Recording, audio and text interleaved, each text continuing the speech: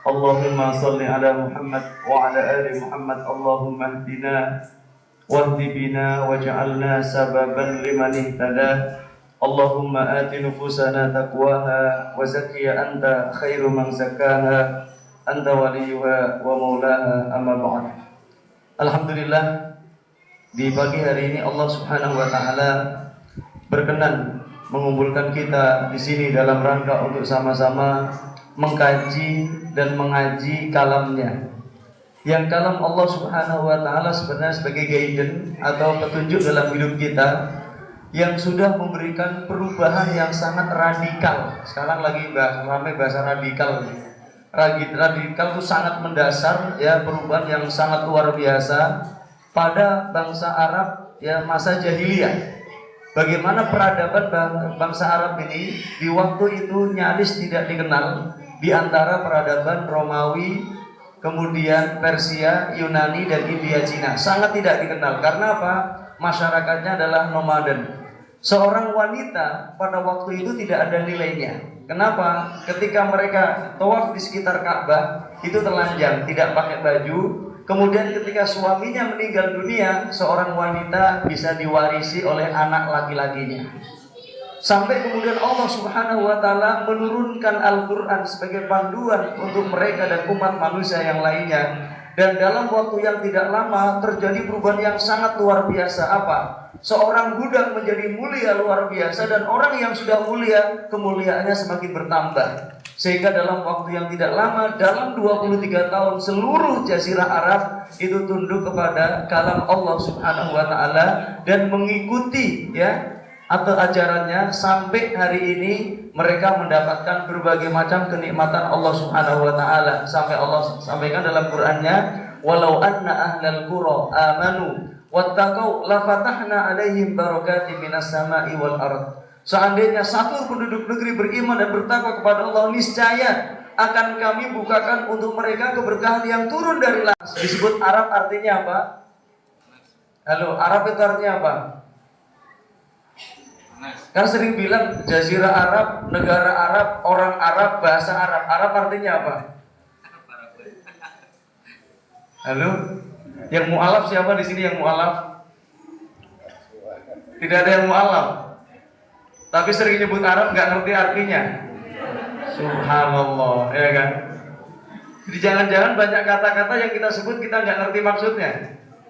Arab artinya apa? Guru bahasa Arab siapa di sini guru bahasa Arab? Yang pernah di pesantren siapa yang pernah di pesantren? Arab artinya apa, Pak? Arab artinya apa?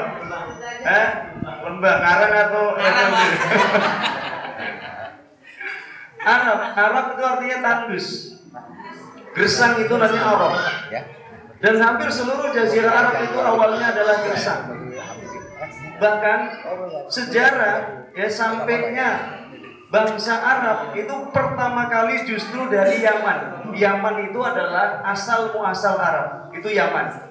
Ketika terjadi hancurnya Sa'du Marib, bendungan di Yaman yang menampung air, maka seluruh penduduk Yaman itu pergi berkelana untuk mencari penghidupan. Di antara mereka kabilahnya bernama Jurhum. Suku Jurhum inilah kemudian yang sampai ke tanah, ya, Mekah, jazirah Arab, ya, ke tanah Mekah terutama.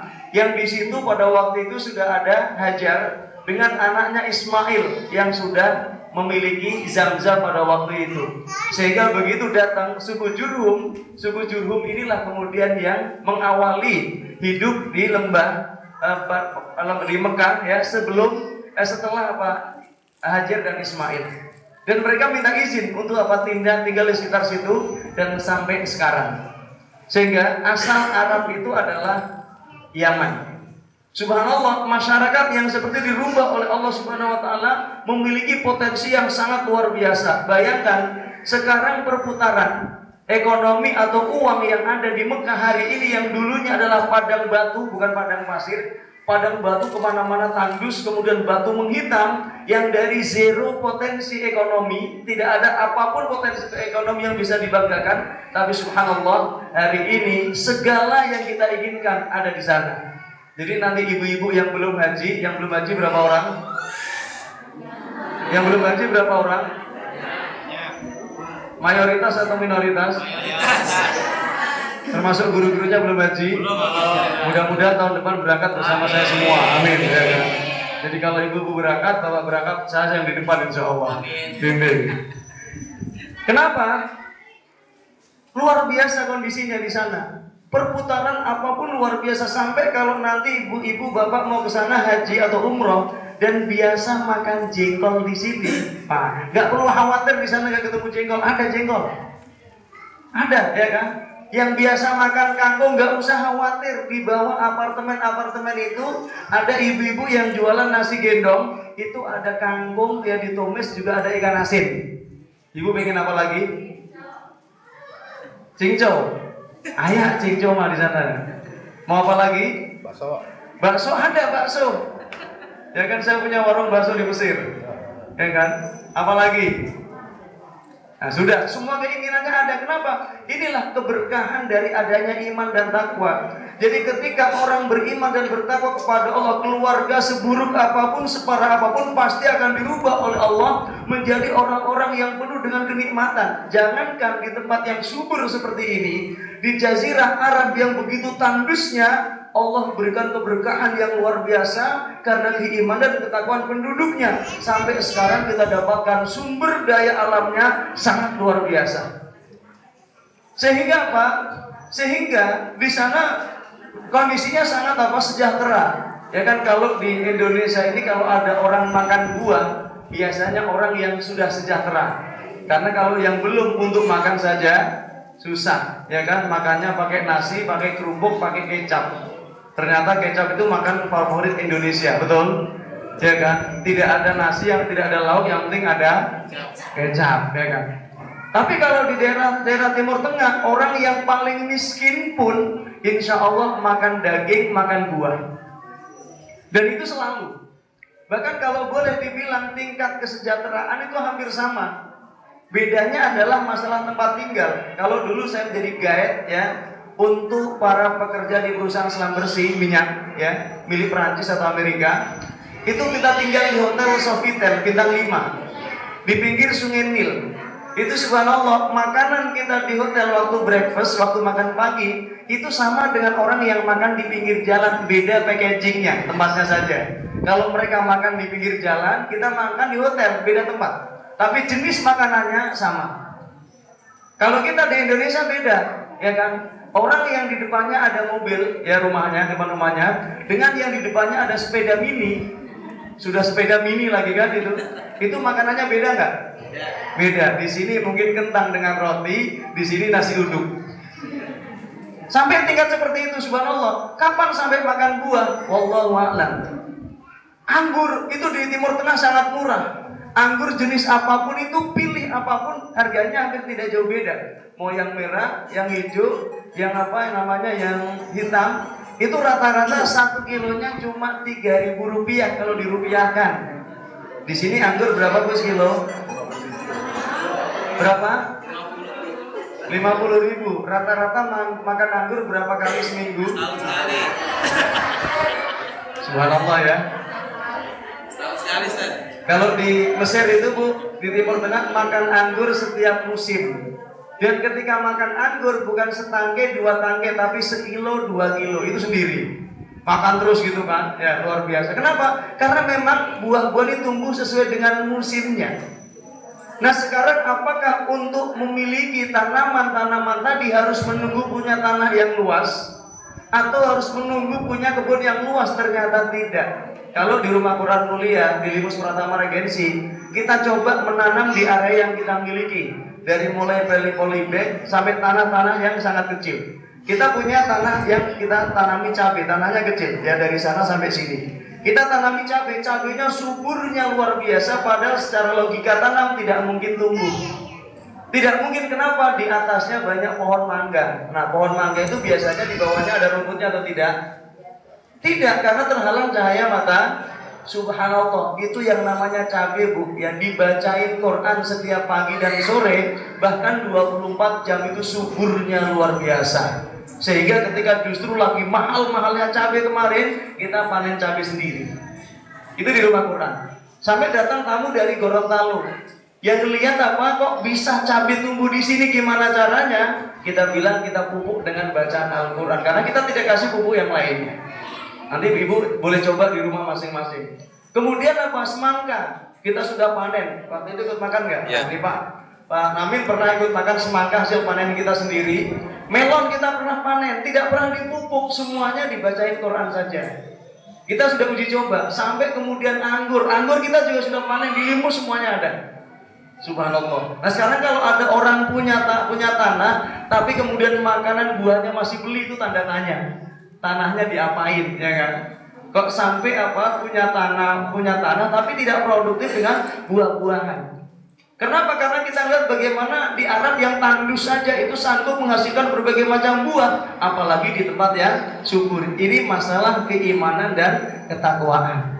Subhanallah, kata Allah janjikan kalau seandainya satu penduduk negeri beriman dan bertakwa kepada Allah, la fatahna, pasti akan kami bukakan pintu keberkahan yang turun dari langit dan keluar dari bumi. Subhanallah. Sampai nyari air di Limus itu mudah. Saya kemarin membuat taman Quran.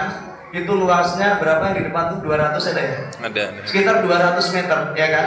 Itu menggali tanah 5 meter, itu airnya sudah banyak. Gali.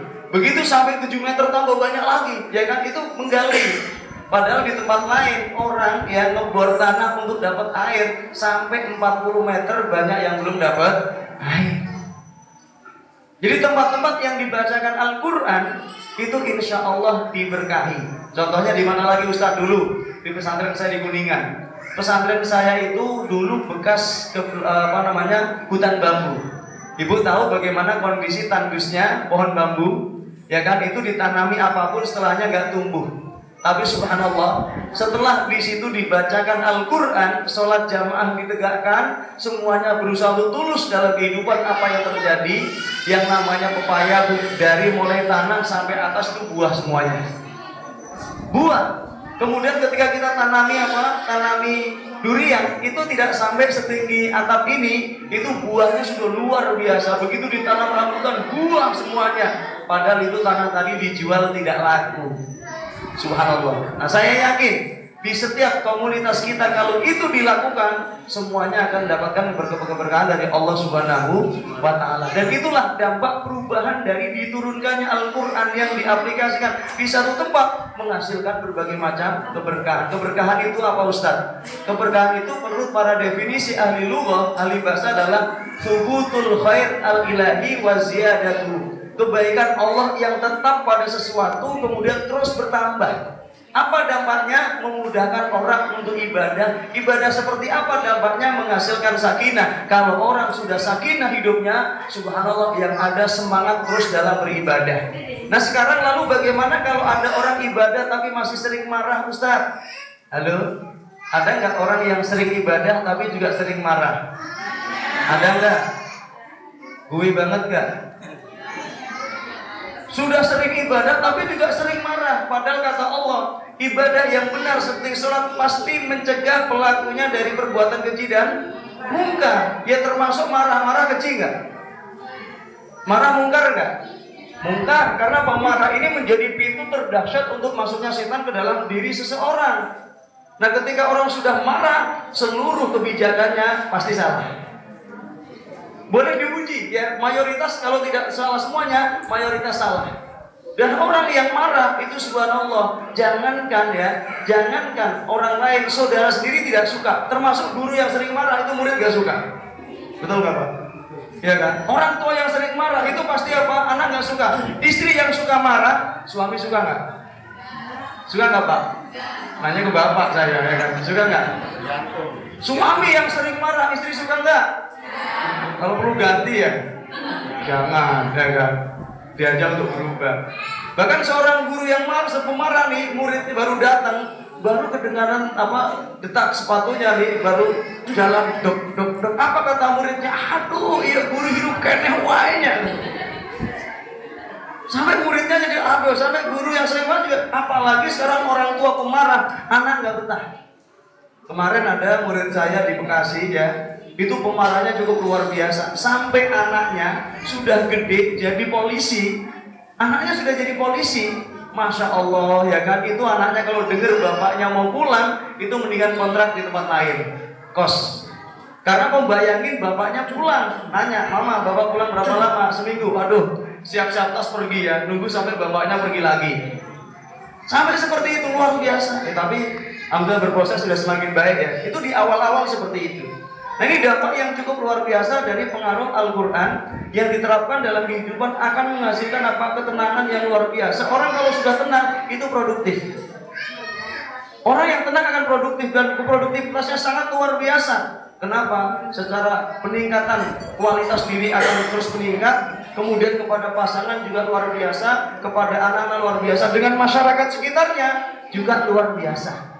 Subhanallah. Nah inilah yang kita inginkan ketika kita berkumpul di sini dalam rangka untuk mengaji dan mengkaji ayat-ayat Allah Subhanahu wa taala yang akan mendatangkan keberkahan dalam hidup kita. Amin.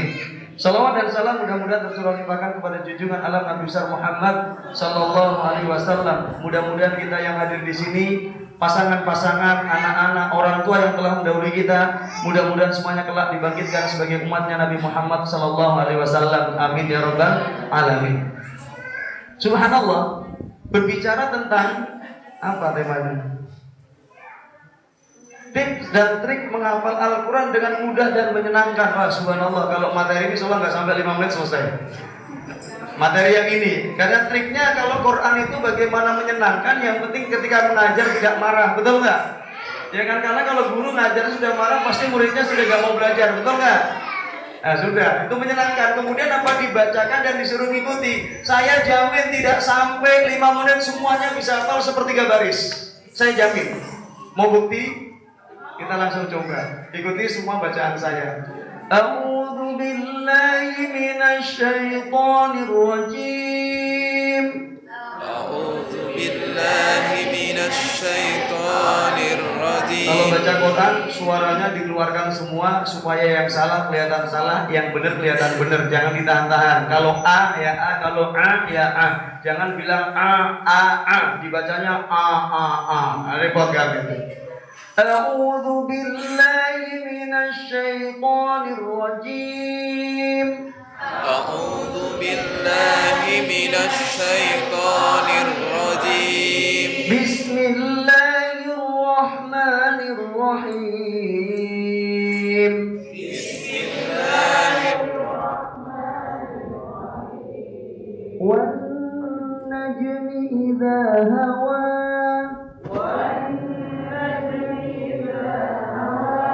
والنجم إذا هوى والنجم إذا هوى والنجم إذا هوى أعوذ بالله من الشيطان الرجيم أعوذ بالله من الشيطان الرجيم بسم الله الرحمن الرحيم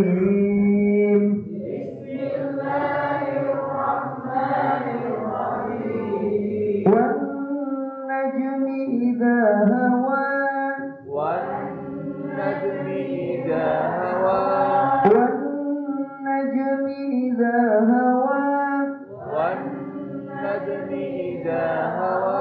Ya, coba baca bersama. A'udzu bismillah wa najm 1 2 3. A'udzu billahi minasy syaithanir rajim. Bismillahirrahmanirrahim. Wan najmi idza hawa. Hafal semua kan? Sepertiga baris tidak sampai 3 menit sudah hafal semuanya. Berarti kegiatan kita, seminar kita selesai. Menyenangkan nggak? Sudah. Kalau cuma tips dan trik selesai, betul nggak Pak? Loh, buktinya kalau kita mau menghafal Quran itu, mohon maaf, tidak perlu belajar hukum tajwid. Tidak perlu. Kalau hanya untuk menghafal Quran, bahkan tidak perlu harus menunggu sampai bisa baca tulisan. Karena buktinya kita nggak lihat tulisan, hafal nggak? Hafal nggak? Hafal. Loh, kenapa sekarang kita mau belajar Quran pakai metode yang panjangan? hari ini pakai metode ini, bulan depan ganti lagi, besok ganti lagi. Sampai belajar metodenya nggak selesai-selesai. Kemudian apa Qur'annya belum kebaca. Padahal tadi dalam waktu yang tidak sampai 3 menit setiap ibu bapak yang di sini sudah hafal 1/3 baris.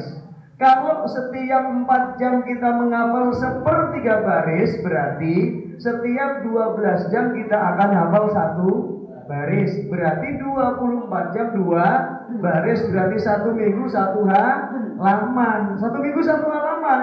Subhanallah. Berarti semua yang hadir di sini, insya Allah tua muda kalau ngapal setiap 4 jam 1/3 baris, 10 tahun yang akan datang semuanya hafal 30 juz. Semuanya hafal 30 juz. Dengan perhitungan setiap 4 jam ngapal 1/3 baris. 1/3 baris 4 jam hafal enggak? Hafal enggak? Loh, tapi tidak sampai 4 jam, tidak sampai 3 menit hafal. Subhanallah. Coba diulang lagi 1 2 3.